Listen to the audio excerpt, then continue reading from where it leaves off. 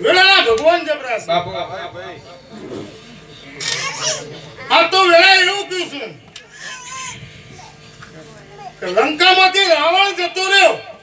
બાપુ વસવાટ બીજા કરે પણ એની લંકા ગરવાયેલી ખોટી ના થાય કે ચોનો કે લંકાનો રાવણ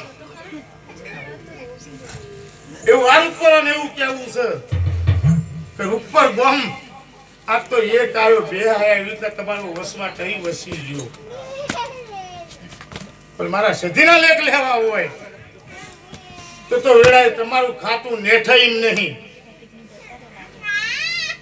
આજે